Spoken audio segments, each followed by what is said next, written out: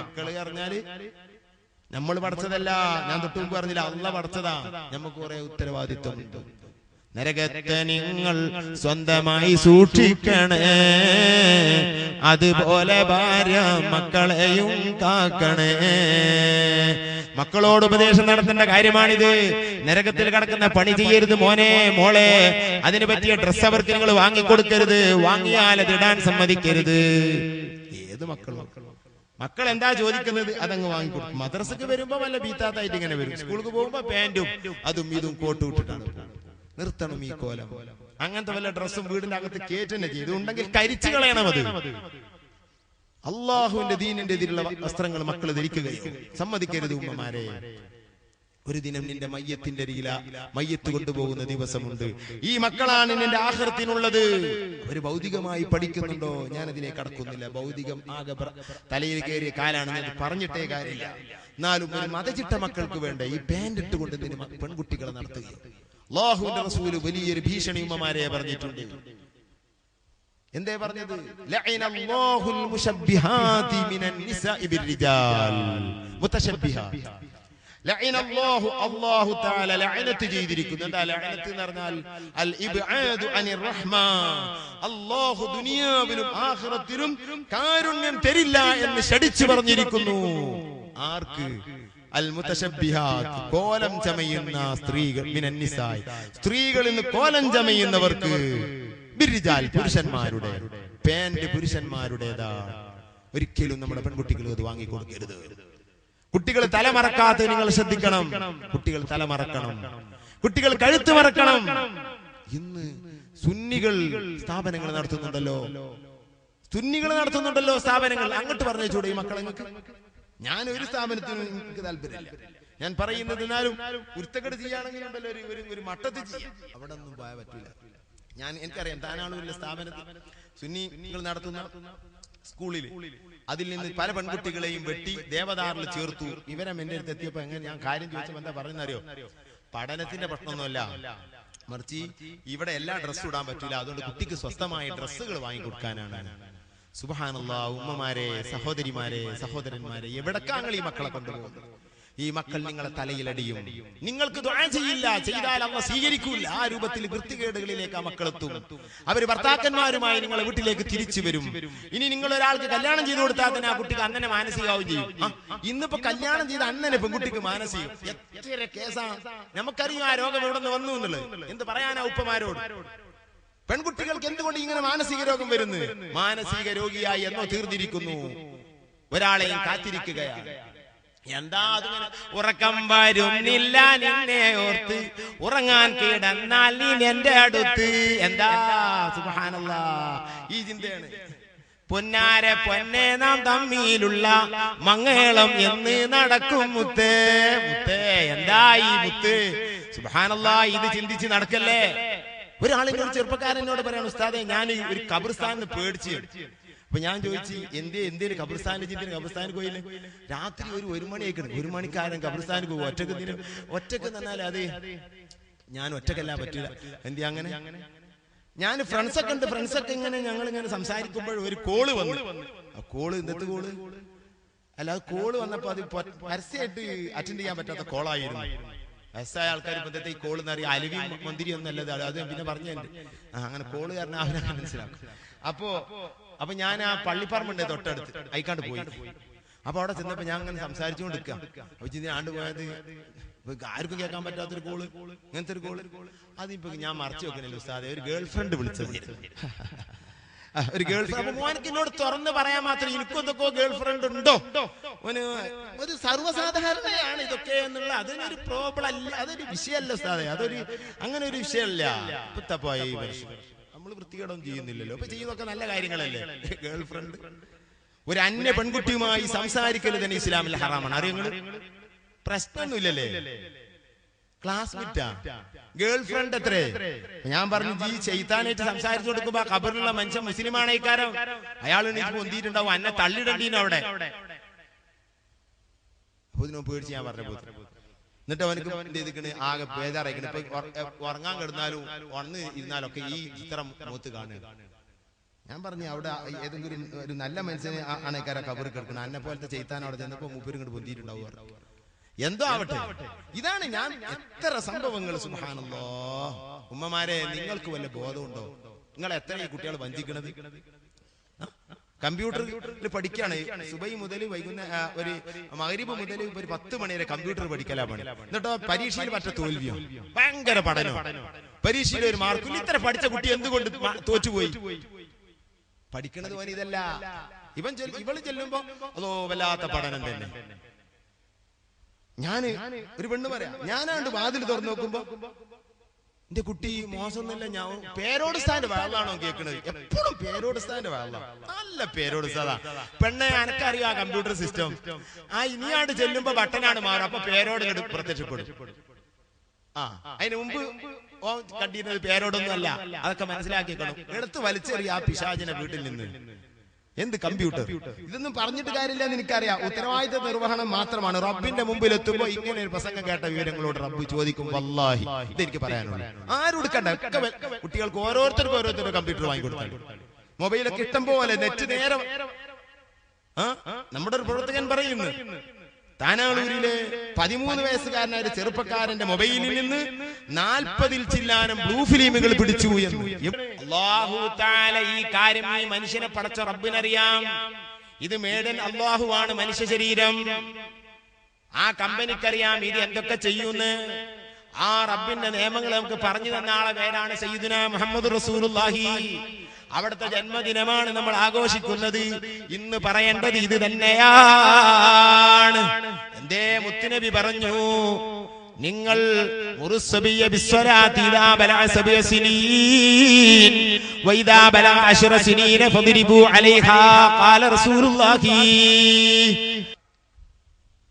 Cassette കാണുന്നതിന് പട്ടം പറയല്ല, നല്ല സീഡികൾ കാണുന്നതിന് ഞാൻ മോശം പറയുന്നില്ല. പക്ഷേ അതിന്റെ പേരിൽ എന്തൊക്കെയാണ് വീട്ടകത്ത് അരങ്ങേറുന്നത്? ഭാര്യമാരെന്തൊക്കെ ചിത്രങ്ങളാണ് കാണുന്നത്? പടച്ച തമ്പുരാൻ ഈ നൃത്തം നിന്നിട്ട് കുരുത്തം കെട്ട പണികൾ ഭാര്യമാര് ചെയ്തത് എന്റെ അറിവിലുള്ള എത്രയോ സഹോദരന്മാരുടെ ഭാര്യമാര് ചെയ്ത വിവരങ്ങൾ സങ്കടത്തോടെ വന്ന് പറഞ്ഞ് പൊട്ടിക്കരഞ്ഞ സംഭവങ്ങൾ എനിക്കിവിടെ പറയാൻ കിട്ടും. പക്ഷേ CD ആകുന്ന പേടിയുമുണ്ട്, ടൈം പോകുന്ന പേടി അപ്പുറമുണ്ട്. ഞാൻ അതിലേക്ക് കടക്കുന്നില്ല. എന്ത് ഈ പെണ്ണുങ്ങളെ കോലം! എന്റെ ശബ്ദം കേൾക്കുന്നുണ്ടല്ലോ പെണ്ണുങ്ങളെ, നിങ്ങളെ പറ്റിയാണ് ഈ പറയുന്നത്. നിങ്ങൾ അതിന്റെ ആളുകളാണെങ്കിൽ നിങ്ങൾ ഇതിനെ ബേജാറാണ്. ഞാൻ അങ്ങനെയല്ല, എന്നെ പറ്റി പറഞ്ഞിട്ടില്ല. എന്റെ അപ്പുറത്തുള്ള പെണ്ണോട് ചോദിച്ചാൽ അങ്ങനെയാണോ എന്ന്. ഓൾ അങ്ങനെയല്ല, എന്നെ പറ്റിയും പറഞ്ഞിട്ടില്ല. രണ്ടാളും പറഞ്ഞാൽ ഞാൻ അങ്ങനെയല്ല എന്ന്. എന്നെ പഠിച്ചോ പറയും രണ്ടാളും അങ്ങനെ തന്നെയാണ്. നിങ്ങൾ തമ്മിൽ അങ്ങനെ പറഞ്ഞു നടന്നോട് കാര്യമില്ല. അധിക സ്ത്രീകളും ഇങ്ങനെയാണ്. ഈ ഭൗതികം ബ്രഹ്മ തലയിൽ കയറിയ മക്കളാണ് നിങ്ങൾ. ലോകത്തിന്റെ ആഖിറത്തിന് എന്ന് പറയുന്ന ലോകമില്ല. ആഖിറത്തെ പറ്റി ചിന്തയില്ല. ചിത്രങ്ങൾ കണ്ടിരുന്ന് ആ ചിത്രങ്ങളുടെ അടിമപ്പെട്ട് അവരിൽ കണ്ടത് മുഴുവനും എഴുതിയും വായിച്ചു അത് ജീവിതം മുഴുവനും അതിലായി തീർന്നു. ഇപ്പോഴുള്ള പെണ്ണുങ്ങൾ ഒരു ഖുർആൻ തൊട്ടു നോക്കാൻ അവർക്ക് ഒഴിവില്ല. ഒരു നഫീസത്ത് മാലയും മമ്പുറം മാലയും തൊട്ടു നോക്കാൻ ഒഴിവില്ല. ഇന്നതാ പിന്നെ ഇവിടെ പള്ളിപ്പടിയിൽ പെണ്ണുങ്ങൾ പ്രസംഗിക്കും. സുബ്ഹാനല്ലാഹ്, വല്ലാത്തൊരു കാര്യം. പെണ്ണുങ്ങൾ പ്രസംഗിക്കാം, പരസ്യമായി സ്റ്റേജിൽ പെണ്ണ് കയറിയിട്ട് പ്രസംഗിക്കും. വല്ലാത്തൊരു ദുഃഖം. സുന്നികളിലുണ്ടത്. തങ്ങന്മാരൊക്കെ എത്രയാ അതിന് സർട്ടിഫിക്കറ്റ് കൊടുക്കുന്നത്? തങ്ങളൊന്നും എന്റെ കൂടെ ഉണ്ടാവില്ല ആഖിറത്തിൽ. അല്ലാഹുവിന്റെ ദീനിന്റെ ഇതിൽ പരസ്യമായി ദീനിനെ പിച്ചു ചീന്തിയ തങ്ങന്മാരായിരുന്നാലും മൗലമാരായിരുന്നാലും ആഖിറത്തിൽ അവരൊന്നും ഉണ്ടാവില്ല. ഓർത്തോ, ദീൻ എന്താണെന്ന് മനസ്സിലാക്കണം. തങ്ങൾ കൂട്ടുന്നതുകൊണ്ട് വിഷയം ഹലാലാവൂല. പരസ്യമായി സ്റ്റേജ് കെട്ടിയിട്ട് വനിതകളെ കയറ്റിയിട്ട് ഇത്തരം പ്രസംഗങ്ങളും സൗകര്യങ്ങളും ഉണ്ടാക്കുന്നവർ ഏത് കൊമ്പനായിരുന്നാലും, AP സുന്നിയായിരുന്നാലും ഇക്ക സുന്നിയായിരുന്നാലും ഏത് സുന്നിയായിരുന്നാലും ഇതിനു വേണ്ടി ഒരുമ്പെടുത്തുന്ന പെണ്ണുങ്ങളെ ഒരുമ്പെടുത്തുന്നവർ റബ്ബിന്റെ മുമ്പിൽ മറുപടി പറയേണ്ടി വരും. പഞ്ചായത്ത് മെമ്പർ ആക്കുക എന്റെ ഭാര്യനെ, എന്റെ പെങ്ങളെ പഞ്ചായത്ത് മെമ്പർ. എന്ത് പഞ്ചായത്ത് മെമ്പർ? അത് സ്ത്രീകളെ വാർഡാണ്. ആരെങ്കിലും ആയിക്കോട്ടെ, എന്തെങ്കിലും ആയിക്കോട്ടെ. ആഖിറം നഷ്ടപ്പെടുത്തിട്ട് അവനാന്റെ ഭാര്യമാരെ ആക്കല് പാടില്ല. അത് ആരുണ്ടെങ്കിലും ആര് ചെയ്താലും തെറ്റാണ്. ആര് ചെയ്താലും ന്യായീകരിക്കാനൊന്നും ഇന്നെ പോലുള്ളവർ കിട്ടൂല. രേഖയില്ല, രേഖയില്ല. ഒരു ബോധവുമില്ലാത്തൊരവസ്ഥയിലേക്ക് ഈ മക്കളുടെ അവസ്ഥ എത്തിയിട്ടുണ്ട്.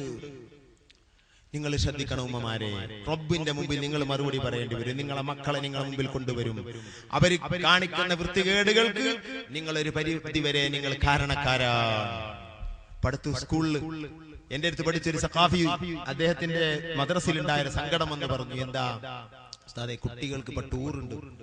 എന്റെ ശബ്ദം കേൾക്കുന്ന ഉപ്പമാരെ ഉമ്മമാരെ ശ്രദ്ധിക്കണം. സ്കൂളില് ടൂർ നടത്തുന്നുണ്ടാവും. അത് സുന്നികൾ നടത്തുന്ന സ്കൂളായാലും വേണ്ടില്ല, ഏത് കൊമ്പനോ നടത്തുന്നുണ്ട്. നിങ്ങൾ സമ്മതിക്കരുത്. നിങ്ങളെ പെൺകുട്ടികളെ, നിങ്ങൾ ആൺകുട്ടികളെ നിങ്ങൾ ആ ടൂറിന് പറഞ്ഞയക്കരുത്. നിങ്ങൾ ഈ ഓരോ വെള്ളച്ചാട്ടങ്ങളൊക്കെ പോയിട്ട് അവിടെ പോയിട്ട് തകർന്ന് വീണ് മരിച്ച എത്ര മയ്യത്തുകള്. എനിക്കതിലൊരു വിലാപം തന്നെ വരാറില്ല. എന്റെ മനസ്സിലൊരു സങ്കടം തന്നെ വന്നിട്ടില്ല. അത്രയും പേര് വന്നിട്ടേ എന്റെ പ്രകൃതി ഞാൻ പറയാം. എന്തിനു പോയി, അതിന് എന്തിന് പറഞ്ഞയച്ചു, എന്തിനു പോയി? കാണേണ്ട ഒരു സിയാറത്തിന് പോകുമ്പോ അല്ലാഹ് കാക്കട്ടെ അപകടം പറ്റി നല്ലൊരു വിഷയത്തിന് പോകുമ്പോഴാണ്.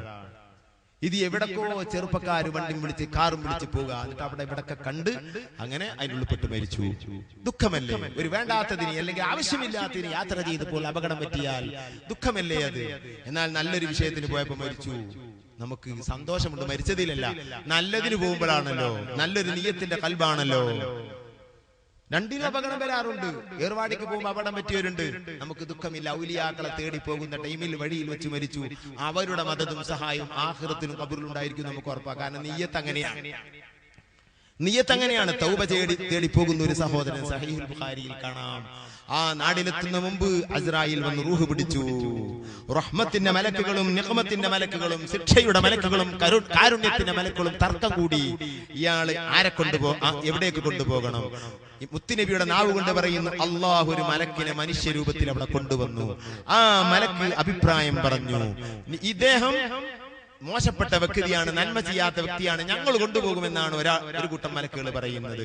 റഹ്മത്തിന്റെ മലക്കുകൾ പറയുന്നത് ഇദ്ദേഹം തൗബത്തിന് വേണ്ടി പുറപ്പെട്ട മനുഷ്യനാണ്, അതുകൊണ്ട് ഇദ്ദേഹത്തെ ഞങ്ങൾ കൊണ്ടുപോകുമെന്നാണ് പറയുന്നത്. ഈ തർക്കത്തിൽ അതാ അല്ലാഹു തആല ഈ മലക്കിനോട് പറയുന്നു, മലക്കിനെ കൊണ്ട് പറയിപ്പിക്കുന്നു, ഈ രണ്ട് നാടിനും ഇങ്ങോട്ടുള്ള ദൂരം അളക്കുക. അങ്ങനെ മലക്കുകളല്ലേ സെക്കൻഡ് കൊണ്ട് അളക്കാൻ കഴിയും. അളവ് കഴിയുമ്പോൾ, അളവെത്തുമ്പോൾ, അളവിന്റെ ലാസ്റ്റ് എത്തുമ്പോൾ ഈ മനുഷ്യൻ തെറ്റ് ചെയ്ത നാടിലേക്കാണ് കൂടുതൽ നിൽക്കുന്നത്. തൗബക്ക് പോകുന്ന നാടിലേക്ക് അടുത്താലേ അയാൾ റഹ്മത്തിന്റെ മലക്കുകൾ കൊണ്ടുപോകും. അള്ളാഹു ഈ ജഡത്തെ പെട്ടെന്നും ഒന്ന് വലിക്കുകയുണ്ടായി. എന്തേ? നല്ലത് ലക്ഷ്യം വെച്ച് പോവുക. വഴിയിൽ വെച്ച് മരിച്ചാലും നല്ല ലക്ഷ്യത്തിന് പോവുക, ഹജ്ജിന് പോവുക. വഴിയിൽ മരിച്ചു, അല്ലെങ്കിൽ വരുമ്പോ മരിച്ചു. നമ്മളടുത്ത് ഇവിടുന്ന് മരിച്ചു, മേമാക്കെ ഹജ്ജിന് മരിച്ചു സംസാജി. ഞാൻ പോയിട്ടുണ്ട്, ഹോസ്പിറ്റലിൽ ഉണ്ടായിരുന്നു. ഹോസ്പിറ്റലിൽ കിടക്കുമ്പോൾ സംസാരിക്കാൻ എന്റെ ബന്ധുവും കൂടെയാണ്. അള്ളാഹു പുറത്തു കൊടുക്കട്ടെ, ഖബർ സ്വർഗ്ഗമായി കൊടുക്കട്ടെ. ഹജ്ജിന് പോയി മരിച്ച എത്രയോ ആളുകൾ താനാളിലും പകരയിലുമുണ്ട്. ചില്ലറ മരണമല്ല, ഷഹീദിന്റെ കൂലിയാണ്, വലിയ ദറജയാണ്. അള്ളാഹു തആല അവർക്ക് പുറത്തു കൊടുക്കുമാറാകട്ടെ. അത് വലിയ വിഷയമാണ്. നല്ലതിന് പോയോടത്തുനിന്ന് മരിക്കുക, നല്ലതിലേക്ക് പോകുമ്പോൾ മരിക്കുക, നല്ലത് കഴിഞ്ഞു വരുമ്പോൾ മരിക്കുക. പക്ഷേ വേണ്ടാത്തതിന് പോയി വഴിയിൽ മരിച്ചാൽ വിലാപം എന്റെ മനസ്സിലില്ല. ആര് കൊമ്പനായാലും മടിയില്ല, എന്റെ മനസ്സിലില്ല. നിങ്ങൾ കരഞ്ഞോളിയും ദ്വാരന്തോളിയും മയ്യത്ത് ഞാൻ 3 ചെയ്തിട്ടില്ല അങ്ങനത്തെ കമ്പനിക്ക് ഇതുവരെ. എന്തിനു വേണ്ടി ചെയ്യണം? കുരുത്തം കെട്ട സ്ഥലത്തേക്ക് പോകും. എന്നിട്ട് ഞാൻ ഇവിടെ എന്നോട് ഈ സഖാഫി പറയാണ്, ഇതിന് ഈ ടൂർ കൊണ്ടുപോകാം. ഉമ്മമാരെ, നിങ്ങളെ ചെയ്യരുത്. ഏത് സ്കൂളിനാലും സമ്മതിക്കരുത്. ഏത് മൊയിലേര് ഫത്വ വന്നാലും വിഷയം ശരിയല്ല. ഇപ്പൊ കുറെ ഇഷ്ടാനുസരണം ഫത്വ കൊടുക്കുന്ന തലയെക്കെട്ട് ഇറങ്ങിയിട്ടുണ്ട്, തൊപ്പി ഇറങ്ങിയിട്ടുണ്ട്. അവർക്കൊത്തതൊക്കെ അവർ അനുവദിക്കുക. ഓർക്ക് പഠിപ്പിക്കേണ്ട ശൈലിയൊക്കെ പഠിപ്പിക്കും. പാടില്ല. അത് സ്ത്രീകളോട് കൂടെ ഇരുന്ന് ക്ലാസിന്റെ കാര്യങ്ങൾ ചർച്ച ചെയ്യാൻ അതാ മുസ്ലിംമാർക്കും സഖാഫിമാർക്കും ഹസനിമാർക്കും ഫൈസിമാർക്കും ദാരിമിമാർക്കും അവകാശമുണ്ടോ? ഒരു സ്കൂളിൽ സ്റ്റാഫ് യോഗത്തിൽ സ്ത്രീകളും പുരുഷന്മാരോട് ഇരുന്നിട്ട് സ്റ്റാഫ് യോഗം ചേരുക, ഇത് ഏത് സുന്നിയും ഇത് ചെയ്യാൻ പാടില്ല. ഇത് തെറ്റല്ലേ? വിദ്യാഭ്യാസ പേരും പറഞ്ഞിട്ട് വിദ്യാർത്ഥികാരെക്കാൾ മോശപ്പെടുന്ന അവസ്ഥയിലേക്ക് മുസ്ലിം സുന്നി സമൂഹം എത്തുകയും ഇത് ഏത് സുന്നിയും ചെയ്യാൻ പാടില്ല. എവിടെ നടക്കുന്നുണ്ടെങ്കിലും അത് ഇസ്ലാമിന്റെ പുറത്താണ് ചെയ്യുന്നത്. അതിലേക്ക് വേണ്ടി പൈസ പിരിച്ചത് പാവങ്ങളുടെ പൈസയാണ്. സുന്നിയുടെ പേര് പറഞ്ഞിട്ട് പാവങ്ങൾ ആഖിറത്തിന് വേണ്ടി തന്ന കാശ് കൊണ്ടാണ് ആ കെട്ടിടമൊക്കെ നിർമ്മിച്ചിട്ടുള്ളത്. റബ്ബിന്റെ മുമ്പിൽ ഇവര് മുഴുവനും കൈകെട്ടി മറുപടി പറയേണ്ടി വരും. കള്ളുകുടിയന്മാര് സ്വർഗത്തിൽ കടന്ന ശേഷമേ ഇവരൊക്കെ സ്വർഗത്തിൽ കടക്കുള്ളൂ. എന്താണ് ദീന് കൊണ്ട് കോൽക്കളി കളിക്കുക? ദീന് കൊണ്ട് കോൽക്കളി കളിക്കുക. തലയെ കെട്ടി തൊപ്പിയും വെച്ചിട്ട് സ്ത്രീകളെ വെച്ചിട്ട് എന്തൊക്കെ നടക്കുന്നത്? സ്ത്രീകളെ കൊണ്ട് ക്ലാസ് എടുത്തുകൊള്ളട്ടെ, അതിനെ പറ്റിയല്ല ഞാൻ പറയുന്നത്. സ്റ്റാഫ് യോഗത്തിൽ സ്ത്രീകളോട് ഓപ്പണായി സംസാരിക്കുകയോ? എവിടേക്കാണ് നിങ്ങൾ പോകുന്നത്?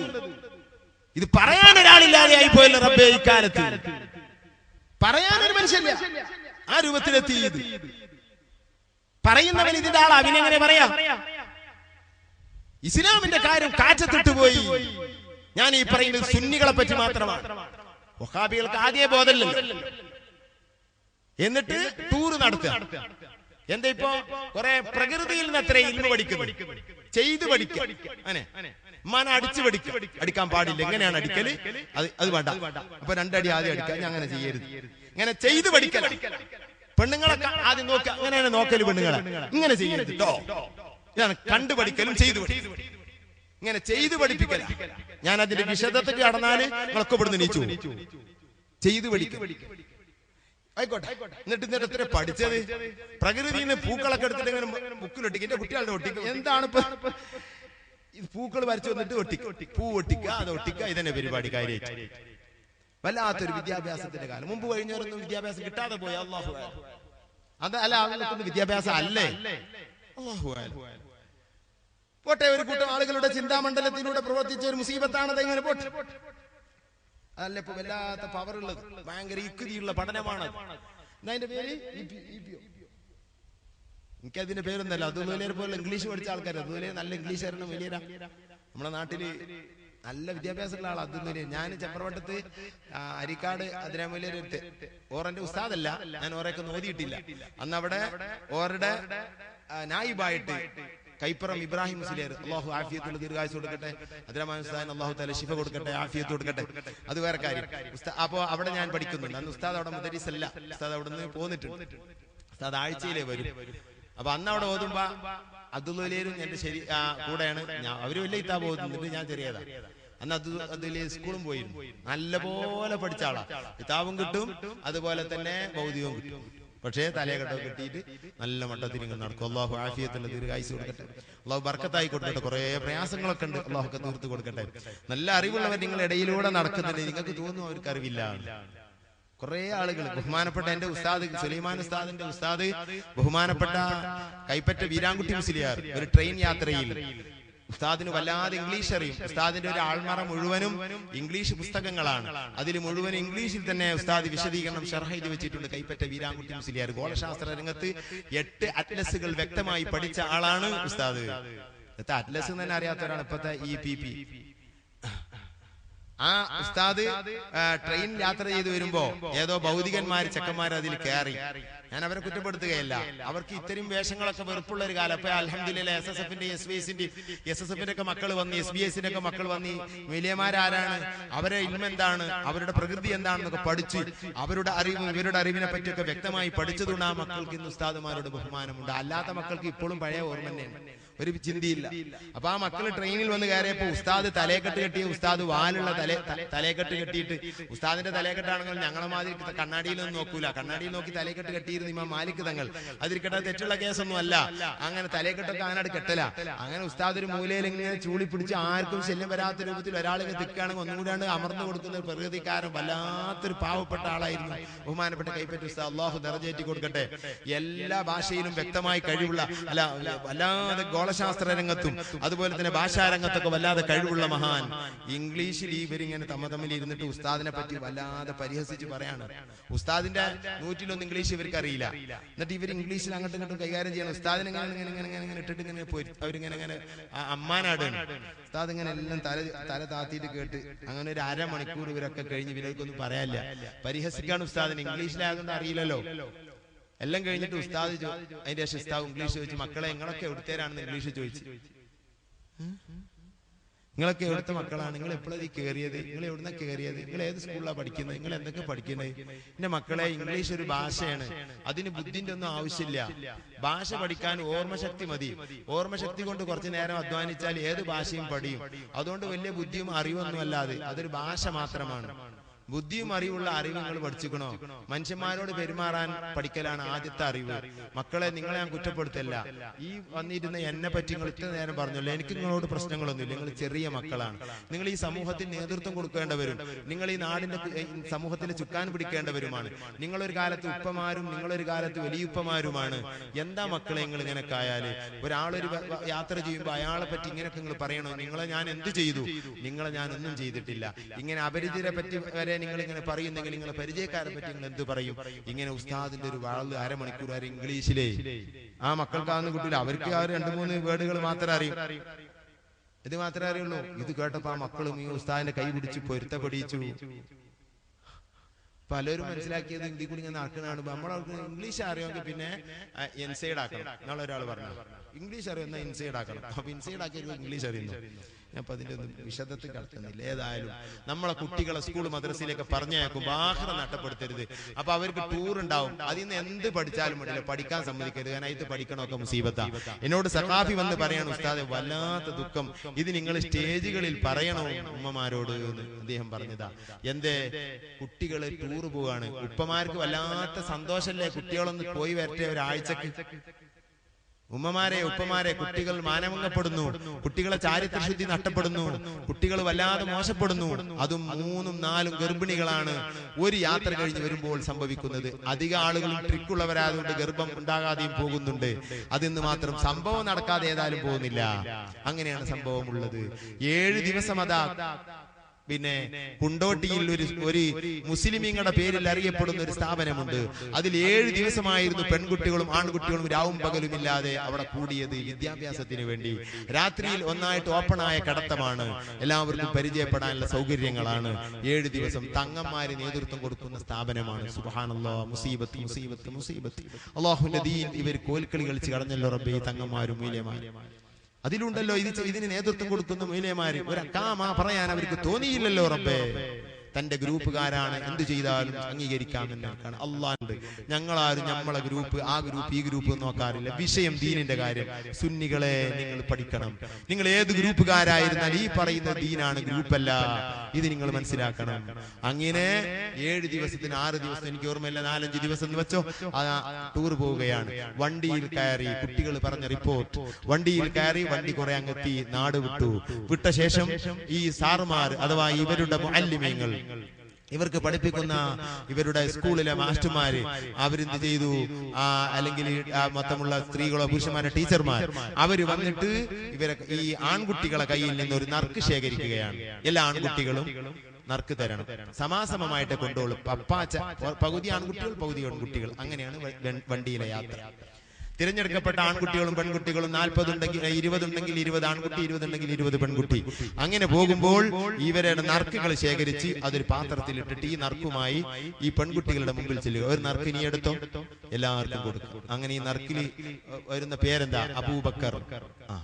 എന്നാൽ അബൂബക്കർ നറുക്ക് കിട്ടിയ അവളുടെ കൂടെ അവൾ അബൂബക്കറിന്റെ കൂടെ ഇരിക്കേണ്ടതാണ്. അതാ ജാഫർ നറുക്ക് കിട്ടിയവൾ അവൾ ജാഫറിന്റെ കൂടെ ഇരിക്കേണ്ടതാണ്. പിന്നെ രാമൻ നറുക്ക് കിട്ടിയെങ്കിൽ അത് കിട്ടിയത് പെണ്ണാരാ? ഖദീജ രാമന്റെ കൂടെ ഇരിക്കേണ്ടതാണ്. അങ്ങനെ സീറ്റ് മാറ്റി ഓരോരുത്തർക്കും ഒരു ഇണതുണയും വെച്ചു കൊടുത്തിട്ട് അങ്ങനെയായിരുന്നു. പിന്നെ 5 ദിവസത്തെ ടൂർ ഉണ്ടായിരുന്നു. എവിടെ എത്തും സഹോദരന്മാരെ മുസീബത്ത്. ഇത് പല യാത്രയിലും നടക്കുന്നുണ്ട്. ഇതിനൊരു പ്രത്യേക പേരുമുണ്ട്. ഇംഗ്ലീഷ് പദമാണ്, എനിക്ക് അറിഞ്ഞുകൂടാ. ഞാൻ കേട്ടപ്പോ ഒന്ന് പഠിക്കാൻ നോക്കിയോ, അതിന്റെ പോയി. ഇത് വല്ലാതെ കേട്ടിട്ട് തന്നെ ബേജാറ് തമ്പുരാനെ. എന്താണ് മക്കളെ നമ്മുടെ അവസ്ഥ? എന്താണ് ഉമ്മമാരെ ഉപ്പമാരെ നമ്മുടെ മക്കളുടെ അവസ്ഥ? നമുക്ക് ഈ കുട്ടികളെ കൊണ്ട് ആഖിറത്തിൽ പോട്ടെ, ദുനിയാവിന് ഉപകരിക്കട്ടെ. ഈ കുട്ടികൾ കാട്ടുപോത്തിന്റെ മക്കളെ മാതിരി ഇത് തെന്നി പോകൂലേ നമ്മളടിയിൽ നിന്ന് ഇങ്ങനെ ആയിക്കഴിഞ്ഞാൽ? ഈ മക്കൾക്ക് നിങ്ങൾ എന്തിന് ജന്മം നൽകി? നിങ്ങൾ എന്തിന് മക്കളെന്ന് നിങ്ങൾ പറയുന്നു ഇവർക്ക്? അതുകൊണ്ട് നമ്മുടെ മക്കളെ കാര്യം നിങ്ങൾ ശ്രദ്ധിക്കണം. ഈ മക്കൾക്ക് തഖ്വയുണ്ടാകുന്ന വഴികൾ നിങ്ങൾ പറഞ്ഞു കൊടുക്കണം. ഈ മക്കളുടെ ഉസ്താദുമാർ അവർക്ക് ദീനിയ അറിവ് കൊടുക്കുന്നത് ആ കുട്ടികളിൽ നിങ്ങൾ നടപ്പിലാക്കണം. ആ കുട്ടികൾ നിസ്കരിച്ചോ നോമ്പെടുക്കുന്നുണ്ടോ നിങ്ങൾ പരിശോധിക്കണം. നിങ്ങളാണ് അവരുടെ സ്വർഗം. അൽ ജന്നത്തു തഹത അഖ്ദാമിൽ ഉമ്മഹാത്ത്. ഉമ്മമാരെ, കുട്ടികളെ സ്വർഗത്തിൽ കടത്താൻ ഉപ്പമാരെക്കാൾ കഴിവുള്ളത് നിങ്ങൾക്കാണ്. കുട്ടികൾ സൽസ്വഭാവങ്ങളും ദുഃഖങ്ങളും മോശങ്ങളും പഠിക്കുന്നത് നിങ്ങളിൽ നിന്നാണ്.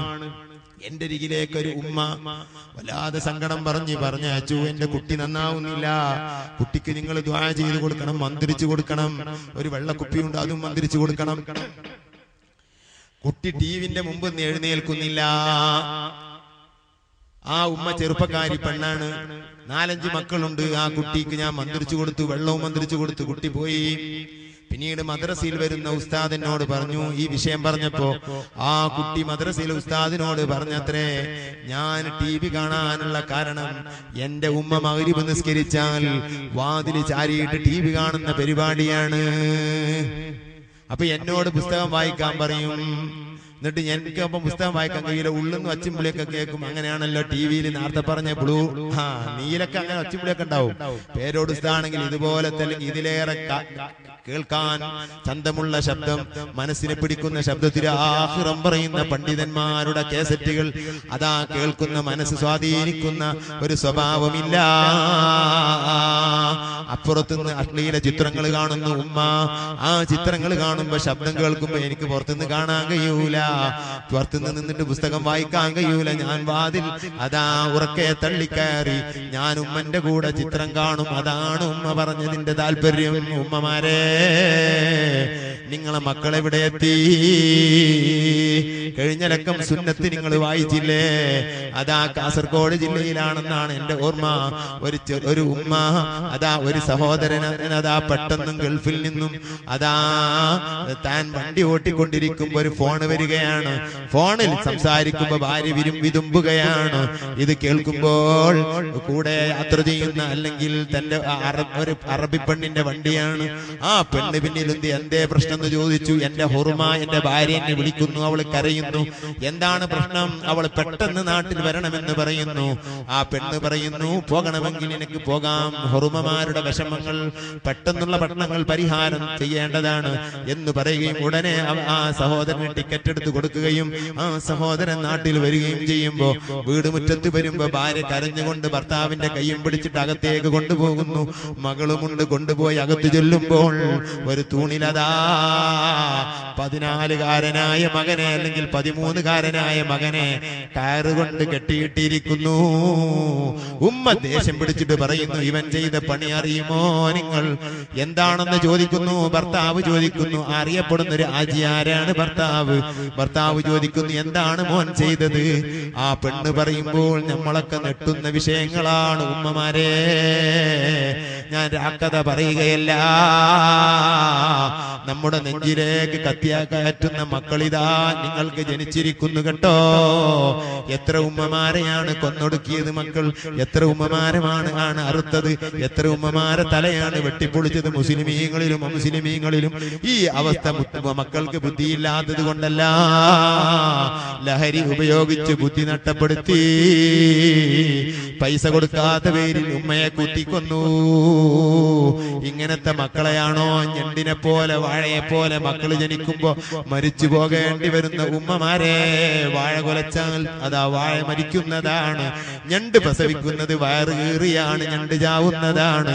ദുനിയാവിലെ 2 സാധനങ്ങളെ അങ്ങനെയുള്ളൂ. അങ്ങനെയാണോ നിങ്ങൾ തീരുമാനിച്ചത്? എന്റെ ഉമ്മ എന്ന് പറഞ്ഞ് മനസ്സ് പൊട്ടി കരഞ്ഞ് മയ്യത്തിന്റെ മുമ്പിൽ വന്ന് റബ്ബേ എന്റെ ഉമ്മക്ക് പൊറുക്കണമെന്ന് പറയുന്ന ഒരു മകള് ജനിക്കട്ടെ, ഒരു മകന് ജനിക്കട്ടെ. അതിനാകട്ടെ നമ്മുടെ റബീഉൽ അവ്വൽ പരിപാടി ഉപയോഗപ്പെടുത്തുന്നത്. ഈ കളിയൊക്കെ ഒന്ന് തീരും പെണ്ണേ. മക്കൾ ഇഷ്ടപ്പെടുന്നൊക്കെ വാങ്ങിക്കൊടുക്കല്ല. ആ ഉമ്മ പറയുന്ന വാക്കെന്താണ്? ഭർത്താവേ, നിങ്ങളറിയുമോ, കഴിഞ്ഞ ദിവസം 2 ദിവസം മുമ്പ് ഞാൻ ബാത്റൂമിൽ പോയിരുന്നു. എന്റെ റൂം ഞാൻ അടച്ചു. ബാത്റൂമിൽ നിന്ന് കുളിച്ചു. ഞാൻ ഡ്രസ്സില്ലാതെയാണ് റൂമിലേക്ക് വരുന്നത്. ഞാൻ വന്ന് ഡ്രസ് ഇട്ടുകൊണ്ടിരിക്കുമ്പോൾ അതാ കട്ടിലിന്റെ ചുവട്ടുന്ന ഒരു പഴക്കം, ഒരു ശബ്ദം. ഞാൻ നോക്കുമ്പോ നമ്മളെ ഈ മോന് അവിടെ കിടന്ന് എന്റെ ശരീരം മുഴുവനും കാണുകയാണ്. അവന്റെ കയ്യിലൊരു മൊബൈലുണ്ട്, ഒരു ക്യാമറയുണ്ട്, അതിൽ പകർത്തുകയാണ്.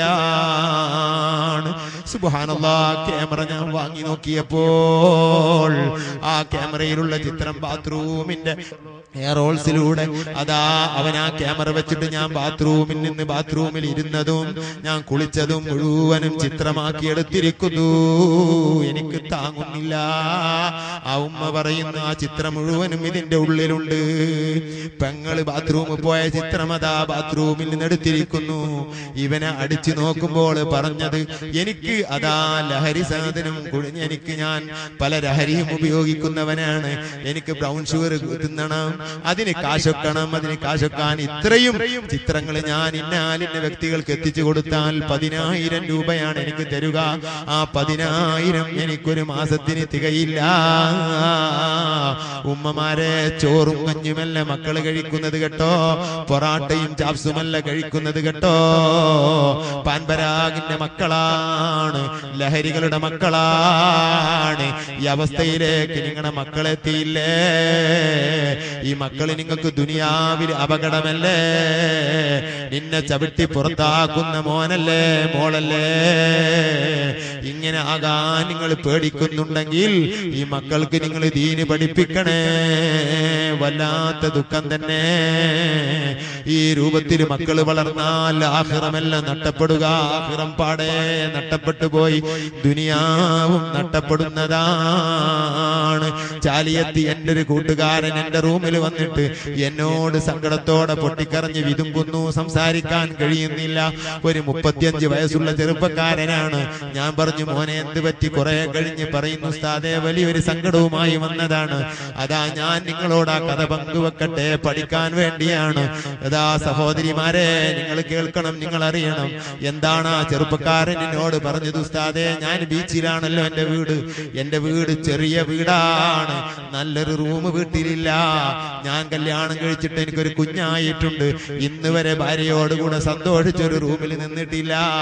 ഇരുട്ടറയിൽ അതാ ചെറിയ റൂമിൽ ഓല കൊണ്ട് കെട്ടിമേഞ്ഞതായതായ ചെറിയ വീടുകളിൽ സുഖങ്ങളില്ലാതെ സുഖിച്ചുകൊണ്ട് ജീവിച്ചതാണ്.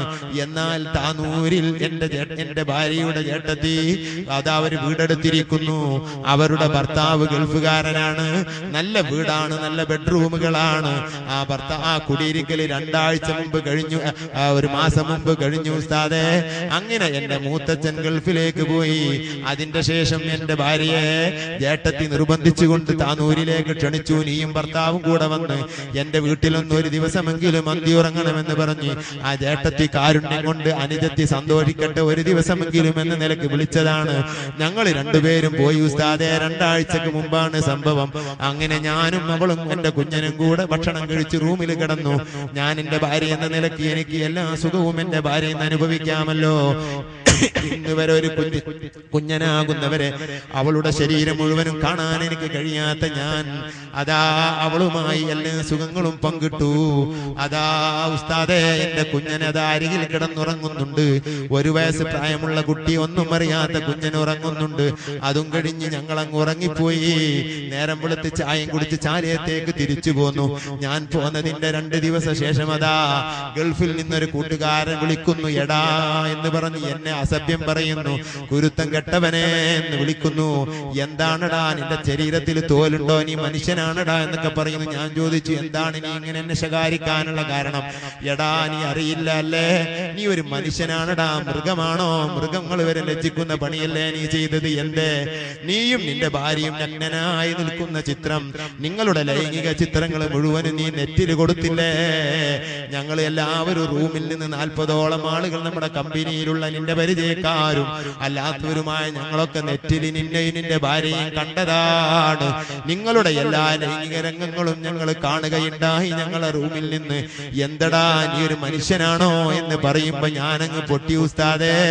എന്താണ് എനിക്ക് മനസ്സിലാകുന്നില്ല. ഞാൻ നിഷേധിച്ചു. ഉടനെ തന്നെ എന്നോട് പറഞ്ഞു, നിന്റെ കുട്ടി ബെഡിൽ അപ്പുറത്തേക്ക് തിരിഞ്ഞു കിടക്കുന്നില്ലേ? നിന്റെ റൂമിൽ ഇന്നാലിന്ന കളറിലുള്ള ഡ്രസ്സൊക്കെ ഇല്ലേ? ഇതൊക്കെ പറഞ്ഞപ്പോ എനിക്ക് നിഷേധിക്കാൻ കഴിഞ്ഞില്ല.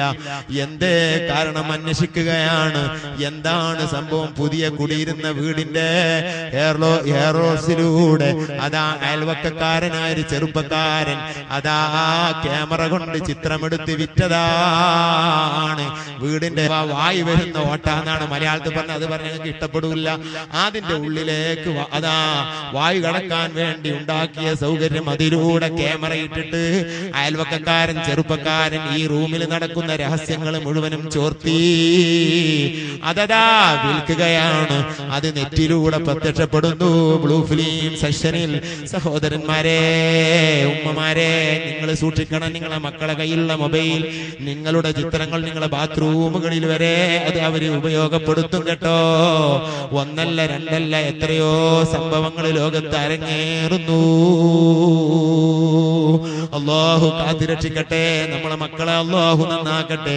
എങ്ങനെയാണ് ഈ ലോകത്ത് ജീവിക്കുക ഇനിയുള്ള കാലത്ത് അറിയില്ല. ചോര നീരായി നമ്മൾ ബാധിച്ചുണ്ടാക്കിയതായ സമ്പത്ത് കൊണ്ട് ഈ മക്കൾ കോൽക്കളി കളിക്കുകയാണ്. പൊരുത്തം വാങ്ങിക്കോ, മറ്റൊരു വഴിയില്ല.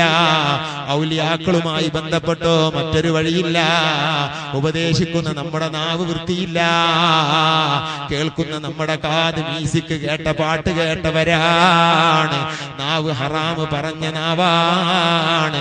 വയറ് ഹറാമ് കഴിച്ച വയറാണ്.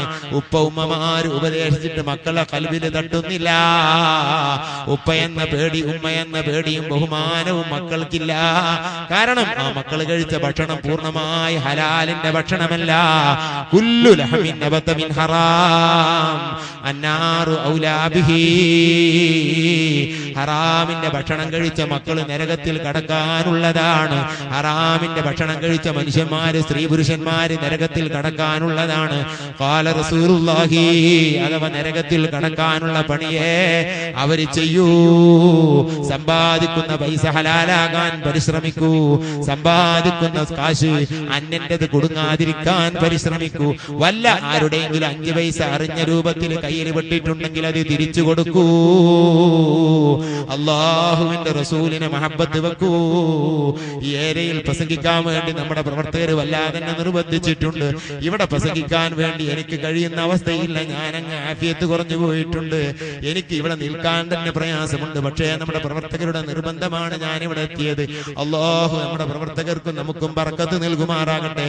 നമ്മുടെ മദ്രസയിൽ പഠിക്കുന്ന മക്കൾക്കുള്ള ബർക്കത്ത് ചെയ്യട്ടെ. അവരുടെ രക്ഷിതാക്കൾക്ക് അള്ളാഹു തഖ്വയും ഈമാനും ബർക്കത്തും നൽകുമാറാകട്ടെ.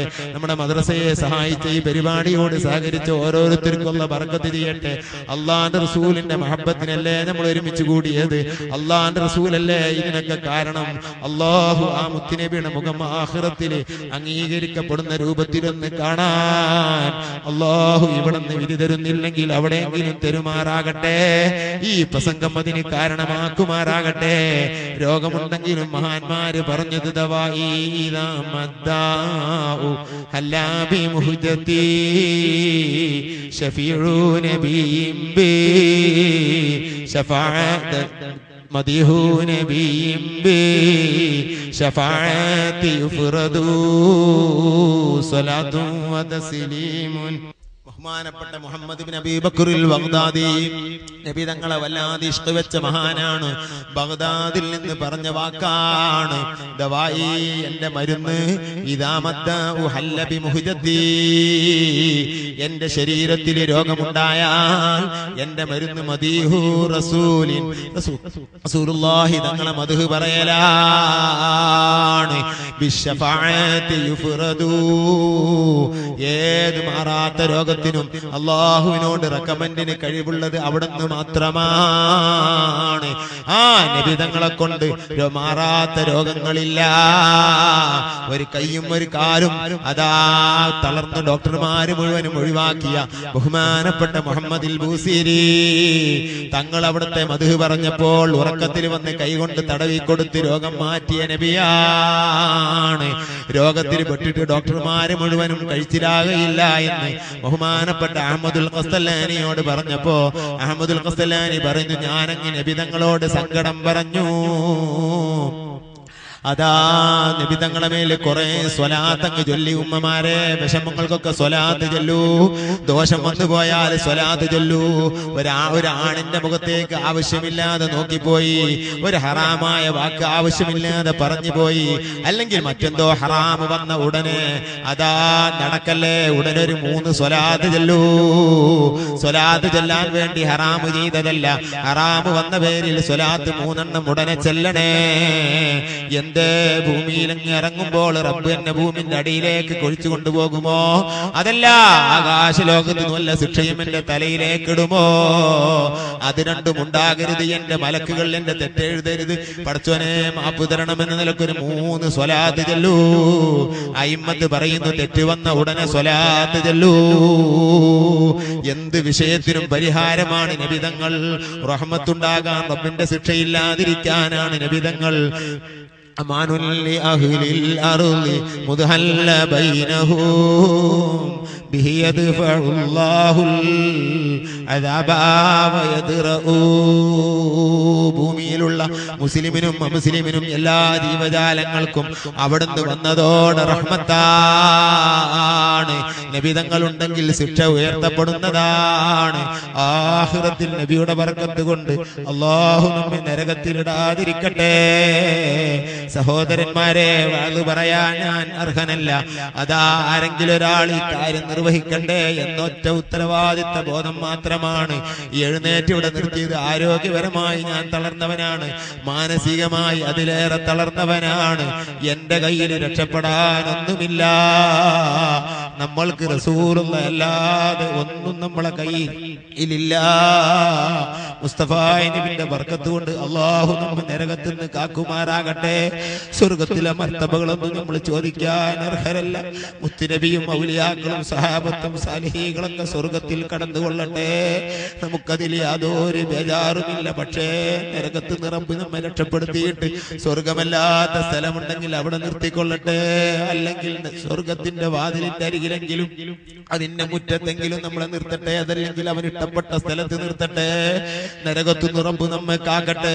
നമ്മൾ ചെയ്ത നിസ്കാരങ്ങൾ, നോമ്പുകൾ, സക്കാത്തുകൾ, ഹജ്ജുകൾ, ഫർളുകൾ, സുന്നത്തുകൾ, അബദ്ധങ്ങളും പുഴുക്കുത്തുകളും നിറഞ്ഞതാണ്. റബ്ബക്ക മാപ്പ് തന്നു ഒക്കെ സ്വീകരിക്കുമാറാകട്ടെ. അല്ലാഹു തആല ഏതെങ്കിലും ഒരു നിസ്കാരം, ഏതെങ്കിലും ഒരു നോമ്പ്, ഏതെങ്കിലും ഒരു ഹജ്ജ് അവൻ ഇഷ്ടപ്പെട്ട രൂപത്തിൽ കബൂലാക്കി നമുക്ക് എഴുതി തരുമാറാകട്ടെ. നമ്മൾ ചെയ്ത നന്മകൾ പലതുമുണ്ട്. ബാഹ്യത്തിൽ നന്മയാണെങ്കിലും റബ്ബത് നന്മയായി കാണുന്നോ നമുക്കറിയില്ല. അല്ലാഹു സ്വീകരിക്കുമാറാകട്ടെ.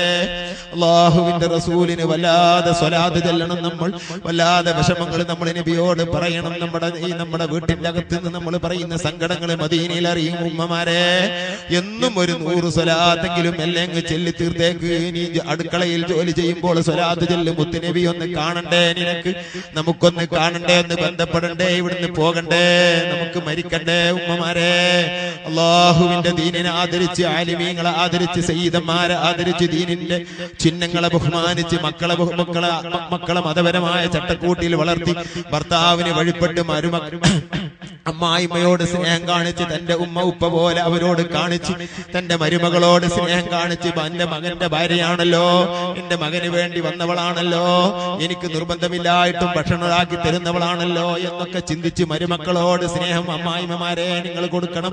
നിങ്ങളെ മക്കളെ നിങ്ങൾ കട്ടപ്പെടുത്തരുത്. മരുമക്കൾക്ക് കാശ് അയച്ചു കൊടുത്താൽ നിങ്ങൾ അവരെ വേദനിപ്പിക്കരുത്. നിങ്ങൾ അവരുടെ ഭാര്യമാർക്ക് അവർക്ക് ഇഷ്ടംപോലെ കാശ് അയച്ചു കൊടുക്കാം. അതിന് തെറ്റുള്ളതല്ല. അതാ മരുമകളുടെ വീട്ടിലേക്ക് മകൻ കാശ് അയച്ചാൽ അവന്റെ വീട്ടിലേക്ക് അവൻ കാശ് അയക്കുന്നു എന്ന് പറഞ്ഞ് കച്ചറുണ്ടാക്കല്ല ഉമ്മ. അവന്റെ ഭാര്യ വീടുന്നല്ല, അവനക്ക് എവിടേക്കും കാശ് അയക്കാം. ഇസ്ലാമിൽ അതിന് നിന്റെ സമ്മതം ആവശ്യമില്ല. ഉമ്മമാരോടോ ഉപ്പമാരോടോ ചോദിക്കൽ നിർബന്ധമില്ല. അതോടുകൂടെ ചോദിച്ചു ചെയ്താൽ മക്കളെ നല്ല കാര്യമാണ്, ചോദിച്ചില്ലെങ്കിലും ചെയ്യാവുന്നതാണ്. മരുമക്കളെ വേദനിപ്പിക്കരുത്. അതുപോലെ നിങ്ങളെ മക്കളെ നിങ്ങൾ പ്രയാസപ്പെടുത്തരുത്. കട്ടപ്പെട്ട് ഗൾഫ് നാടുകളിലൊക്കെ ജോലി ചെയ്ത് അയക്കുന്ന പൈസ, അതിന് മാനം നിങ്ങൾ കാണണം. മക്കളെ നിങ്ങൾ വേദനിപ്പിക്കരുത്, പ്രയാസപ്പെടുത്തരുത്. ഈ രൂപത്തിൽ റബ്ബിനെ ഭയപ്പെട്ട് ജീവിക്കാൻ പരിശ്രമിക്കണം. അഹ്മദുൽ ഖസ്തലാനി തങ്ങൾ പറയുന്നു, ഞാൻ മുത്തുനബിയോട് എന്റെ സങ്കടം പറഞ്ഞു. ഡോക്ടർമാര് മുഴുവനും ഒഴിവാക്കിയതായ രോഗം അവസാനം മുത്തുനബി അതാ കൊടുത്തയക്കുന്നു മരുന്ന്. ഞാനത് കേൾക്കുന്നു. അഹ്മദുൽ ഖസ്തലാനി, ഇത് അഹ്മദുൽ ഖസ്തലാനിയുടെ മരുന്നാണ്. മിനൽ ഹളറത്തിൻ നബവിയ്യ, റസൂലുള്ളാഹിന്റെ അരികിൽ നിന്ന് വരുന്ന മരുന്നാണ്. ആ മരുന്ന് ഉറക്കത്തിൽ വന്ന് അഹ്മദുൽ ഖസ്തലാനിക്ക് അങ്ങ് നൽകുന്നു. താനത് കഴിക്കുന്നു. അതോടുകൂടെ ആ രോഗത്തിൽ നിന്നും പൂർണ്ണമായി മുക്തനാകുന്നു. അതാണ് ബഹുമാനപ്പെട്ട ബഗ്ദാദി പറഞ്ഞത്.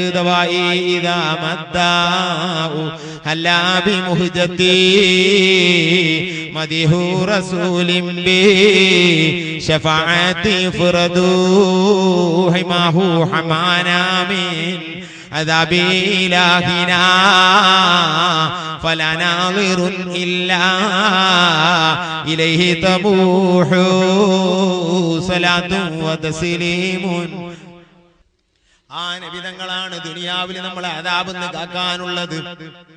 അതാ ഫലാനാദിറുൻ ഇല്ലാ ഇലൈഹി തമൂഹു, എല്ലാ കണ്ണും ആ നബിയിലേക്ക് നട്ടുനോക്കുന്നൊരു ദിവസമുണ്ട് കേട്ടോ. നമ്മളൊക്കെ ആ നബിയിലേക്ക് കണ്ണു തുറിച്ച് നോക്കുന്ന, ആ മുസ്ലിമീങ്ങൾ നോക്കുന്ന വഹാബി ജമാഅത്ത് തബ്ലീഗ് പോലുള്ള അലവരാദികൾ നോക്കുന്ന ഒരു കാലമുണ്ട് കേട്ടോ. നോക്കിയത് കൊണ്ടായില്ല, തിരിച്ചൊന്ന് സ്നേഹത്തോടെ നോക്കിക്കിട്ടണം. അല്ലാഹു ഇത്തരം പരിപാടികൾ അതിന് കാരണമാക്കട്ടെ. മൗലിദ് വെറുതെയല്ല ഉമ്മമാരെ. ഇനിയും റബീഉൽ അവ്വൽ ദിവസങ്ങളുണ്ടല്ലോ.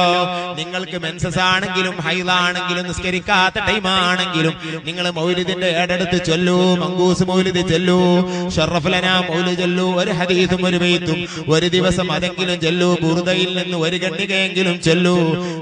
നിങ്ങൾ റസൂലുള്ളാഹിന്റെ മുഹിബ്ബീങ്ങളാകൂ. എന്റെ പരിചയത്തിൽ എത്രയോ സ്ത്രീകൾ, എത്രയോ ചെറുപ്പക്കാരി പെൺകുട്ടികൾ അതാ നബി തങ്ങളെ ഉറക്കത്തിൽ കണ്ടിരിക്കുന്നു. എന്റെ ഒരു പരിചയക്കാരൻ മറ്റ് അദ്ദേഹത്തിന്റെ ഒരു സുഹൃത്തിനെ പറ്റി എനിക്ക് പറഞ്ഞു തന്നു. ആ സുഹൃത്തിനെ എനിക്ക് കാണിച്ചു തന്നു. ആ ചെറുപ്പക്കാരൻ 10-35 വയസ്സുള്ള ചെറുപ്പക്കാരനാണ്. നല്ലൊരു ബിസിനസ്മാനാണ്, നല്ലൊരു പണക്കാരനാണ്. അദ്ദേഹത്തെ ചൂണ്ടിയിട്ട് എന്നോട് പറഞ്ഞു, ഉസ്താദേ ഇദ്ദേഹത്തെ ഒന്ന് മനസ്സിലാക്കി വെക്കൂ, ഞാനൊരു കഥ പറഞ്ഞു തരണ്ടെന്ന് പറഞ്ഞു. പിന്നീട് അദ്ദേഹം പോയ ശേഷം എന്നോട് കഥ പറഞ്ഞു തന്നത് ഞാൻ നിങ്ങളോട് പങ്കുവെക്കട്ടെ. ഉമ്മമാരെ, മുത്തുനബിന്റെ അരികിൽ ചെന്ന് സങ്കടങ്ങൾ പറഞ്ഞ് വിഷമങ്ങൾ തീർന്ന ചെറുപ്പക്കാരനാണ്. താൻ സാമ്പത്തികമായി തളർന്ന ശേഷം മുത്തുനബിയാണ് തന്റെ കൈപിടിച്ചത്. അതിൽ തനിക്ക് മുക്തത കിട്ടിയ ശേഷം പിന്നീട് നബി തങ്ങൾ അരികിൽ ചെന്നിട്ട് ഈ ചെറുപ്പക്കാരൻ പറഞ്ഞ വാക്കെന്താണ്? നബിയേ, അവിടുന്ന് എനിക്കൊരു കല്യാണം ചെയ്തു തരണം. ആഖിറത്തിലേക്ക് ഉപകാരപ്പെടുന്ന ഒരു പെൺകുട്ടിയെ, ദുനിയാവിന് നട്ടമുണ്ടാക്കാത്ത നന്മയുണ്ടാക്കുന്ന ഒരു പെൺകുട്ടിയെ തങ്ങൾ എനിക്ക് കല്യാണം ചെയ്തു തരണം. അതാ ഇത് ഈ ചെറുപ്പക്കാരൻ എവിടത്തുകാരനാണ്? ഏതെങ്കിലും ജോർദാനിലല്ല, മലപ്പുറം ജില്ലക്കാരനാണ്. അദ്ദേഹം ഇന്നും നമ്മുടെ പ്രവർത്തകനാണ്. അദ്ദേഹത്തെ പറ്റി അദ്ദേഹത്തിന്റെ മഹല്ലിലെ ഉസ്താദാണ് എനിക്ക് പറഞ്ഞു തന്നത്. ആ ചെറുപ്പക്കാരൻ നബിയോട് പറഞ്ഞു ഉറങ്ങിയപ്പോൾ ഒരു പെൺകുട്ടിയുടെ ചിത്രമാണ് കാണിച്ചു കൊടുക്കുന്നത്. ആ അദ്ദേഹം നാട്ടിൽ വന്നു കുട്ടികളെ കണ്ടു. പല കുട്ടികളെയും ഭംഗിയും തന്റെ ഇടവും ഭംഗിയും അതുപോലെ തന്നെ പ്രൗഢിയുമുള്ള പല കുട്ടികളെയും കണ്ടു. സമ്പത്തും ഉയർച്ചയുമുള്ള കുട്ടികളെ കണ്ടു. പക്ഷെ ആ കുട്ടികളൊന്നും നബി തങ്ങൾ കാണിച്ചു കൊടുത്ത ചിത്രമാകാത്തത് കൊണ്ട് അവരെയൊന്നും ആ കുട്ടി ഇഷ്ടപ്പെട്ടില്ല. അവസാനം മദീനയിൽ നിന്ന് കാണിച്ചു കൊടുത്ത ആ മുഖമുള്ള ഒരു ചെറുപ്പക്കാരി കുട്ടിയെ കാണുന്നു. ആ കല്യാണം നടക്കുന്നു. ഇന്നും അവര് ഭാര്യ ഭർത്താക്കന്മാരാണ്. ആ കുട്ടിയോട് ചെറുപ്പക്കാരൻ ചോദിക്കുന്നു, പെണ്ണേ, നിന്റെ ചിത്രം എങ്ങനെ മദീനയിലെത്തി? ചെറുപ്പക്കാരി പെൺകുട്ടികളെ, ഉമ്മമാരെ, സഹോദരിമാരെ, സഹോദരന്മാരെ, നബിതങ്ങളെ നമ്മൾ മറന്നാലും അതാ നബിതങ്ങളെ നമ്മൾ മറന്നാൽ നബിതങ്ങൾ നമ്മെ മറക്കില്ല കേട്ടോ. നബിതങ്ങളിലേക്ക് ഒരു ചാണെടുത്താൽ നബിതങ്ങൾ അതാ 1 കിലോമീറ്റർ നമ്മളെ കൊള്ള അടുക്കും കേട്ടോ. മലപ്പുറം ജില്ലയിൽ ഒരു പെൺകുട്ടി പറയുകയാണ്, ഭർത്താവിനോട് പറയുന്നു, എന്റെ ചിത്രം നിങ്ങൾക്ക് നബിതങ്ങൾ കാണിച്ചു തന്നത്. ഞാൻ ആ പെൺകുട്ടി മദീനയിൽ പോയിട്ടില്ല, ആ പെൺകുട്ടി ഹജ്ജ് ചെയ്തിട്ടില്ല. പിന്നെ എന്റെ ഒരു ദിവസം 1000-ലേറെ സ്വലാത്ത് ഞാൻ മുത്തുനബിന്റെ മേൽ ചെല്ലുന്നവളാണ്. പെൺകുട്ടികളെ തല തുറന്ന് നടന്ന് അള്ളാഹുവിനെ മറന്ന് ആൺകുട്ടികൾക്ക് ഫോൺ ചെയ്ത് ബോയ് ഫ്രണ്ടും ഗേൾ ഫ്രണ്ടും ഉണ്ടാക്കി നടക്കുന്ന ചെറുപ്പക്കാരെ, ചെറുപ്പക്കാരികളെ, അള്ളാഹുവിന്റെ റസൂലിന്റെ മെമ്പറല്ലേ, ദീനിലെ മെമ്പറല്ലേ നമ്മൾ? ഒന്ന് നബിയിലേക്ക് മനസ്സ് കൊടുക്കൂ. കുറ്റകൃത്യങ്ങളൊക്കെ നിർത്തിയിട്ടൊന്ന് നബിയിലേക്ക് മടങ്ങൂ. അള്ളാഹുവിനോട് മാപ്പ് ചോദിക്കൂ. ആ പെൺകുട്ടിയുടെ ചിത്രം മദീനയിലെത്തിയത് സ്വലാത്ത് കൊണ്ടാണ്. മുത്തുനബി അതിനെ പരിചയപ്പെട്ടത് സ്വലാത്തിലൂടെയാണ്. ആ ചിത്രം മറ്റൊരു ചെറുപ്പക്കാരന് മുത്തുനബി കൈമാറിയത് തമാശയല്ല. ആ നബി തങ്ങളോട് ബന്ധപ്പെട്ട റബീഉലൊക്കെ വല്ലാതെ മൗലിദുകൾ നമ്മൾ ഓതണം. ഉറക്കെ ശബ്ദത്തിൽ ഓതരുത്. ഖുർആൻ നിങ്ങൾ ഉറക്കെ ഓതരുത്. വഹാബികൾ പ്രസംഗിച്ചു കൊള്ളട്ടെ, റബ്ബിന്റെ മുമ്പെന്ന് കാണാം. ദീനിന്റെ രേഖയില്ലാതെ പെണ്ണുങ്ങളെ പുറത്തിറക്കിക്കൊള്ളട്ടെ രാഷ്ട്രീയക്കാര്, അവരുടെ വലിയപ്പന്റെ മുമ്പെന്ന് കാണാം എന്നല്ലാതെ നമുക്കതിനൊന്നും പറയാനില്ല. ബഹുമാനപ്പെട്ട റസൂലുള്ളാഹിന്റെ മദ്ഹ് പറഞ്ഞവർക്ക് നട്ടമില്ല, ലാഭം മാത്രമേ ഉള്ളൂ ഈ പരിപാടിക്ക്. ആരൊക്കെ എന്തൊക്കെ സഹായ സഹകരണങ്ങൾ നടത്തിയിട്ടുണ്ടോ മുഴുവനും അല്ലാഹു സ്വീകരിക്കട്ടെ. ഇന്നലെ ഇതിനു വേണ്ടി ഉറക്കഴിച്ച ചെറുപ്പക്കാരുണ്ട്, പ്രായം ചെന്നവരുണ്ട്, നേതൃത്വം കൊടുക്കുന്ന ഹാജിമാര്, ഹജ്ജിന് പോകാത്തവരടക്കം നമ്മുടെ സ്റ്റേജിലുണ്ട്. അല്ലാഹു ഹജ്ജിന് തൗഫീഖ് ചെയ്യട്ടെ, രോഗങ്ങളൊക്കെ മാറ്റി കൊടുക്കട്ടെ, കുടുംബത്തിലെ വിഷമങ്ങളൊക്കെ തീർത്തു കൊടുക്കട്ടെ. എത്രയോ ചെറുപ്പക്കാർ ഇതിനോടി നടന്നവരാണ്. ഈ ഏരിയയിലുള്ള SSFന്റെ പ്രവർത്തകര്, അല്ലാത്തവരായ മക്കള് പലരുമുണ്ട്. എനിക്ക് പലരെയും പരിചയമുണ്ട്. പലപ്പോഴായി ചാലിയത്തും എന്റെ അരികിലും ഈ ഒരു പരിപാടിക്ക് വേണ്ടി നിർബന്ധിച്ചു വന്ന മക്കളാണ്. അള്ളാഹിന്റെ ദീനിനെ സ്നേഹിക്കുന്ന മക്കളാണ്. അല്ലാഹു മുത്തുനബിന്റെ മഹബത്ത് കൊടുത്ത് ആ മുഖമൊന്ന് കാണാൻ ഇക്കാരണത്താൽ എനിക്കും അവർക്കും അള്ളാഹു വിധിക്കുമാറാകട്ടെ. ആരൊക്കെ ഇതിനോട് സഹകരിച്ചിട്ടുണ്ടോ എല്ലാവർക്കും അള്ളാഹു ബറക്കത്ത് കൊടുക്കട്ടെ. മൗലിദ് വീട്ടിലോതണം ഉമ്മമാരെ, ഉസ്താദുമാരെ വിളിച്ചു ഓതിയ ഒരു ഓത്ത് മാത്രം പോരാ. എന്നും മുത്തുനബിയുമായി അല്പം സ്വലാത്തിലൂടെ ബന്ധപ്പെടണം. മദീന പച്ചക്കുപ്പ കൽബിൽ കൊണ്ടുവന്ന് ഹൃദയത്തിൽ കൊണ്ടുവന്ന് വിങ്ങിപ്പൊട്ടണം ഉമ്മമാരെ. മുത്തുനബിയെ ഓർത്ത് കരയണം ഉമ്മമാരെ. അള്ളാന്റെ റസൂലിനെ മഹബത്ത് വെച്ചാൽ എല്ലാം അള്ളാഹ് പുറത്തു തരും കേട്ടോ. അവസാനം മുത്തുനബിന്റെ മുഖം കണ്ട് മരിക്കാം. ബഹുമാനപ്പെട്ട അബ്ദുൽ വാഹിദ് ഇസ്മായിൽ തങ്ങൾ പറഞ്ഞൊരു ചരിത്രവും പറഞ്ഞ് ഞാൻ എന്റെ പ്രസംഗം നിർത്തുന്നു. ഈജിപ്തിലുള്ള മഹാനാണ്. അദ്ദേഹം പറയുന്നതായി ഇമാം സിബത്ത് ബിൻ ജൗസി റിപ്പോർട്ട് ചെയ്യുന്നു. എന്താണ് അബ്ദുൽ വാഹിദ് പറയുന്നത്? ഞാൻ റസൂലുള്ളാഹിന്റെ പേരിൽ എന്റെ വീട്ടിൽ വല്ലാതെ സമ്പത്ത് ചെലവഴിച്ച് മൗലിദ് നടത്താറുണ്ട്. എന്റെ അയൽവക്കത്ത് ഒരു അമുസ്ലിം സഹോദരനുണ്ട്. ആ സഹോദരന് ഭാര്യയുണ്ട്.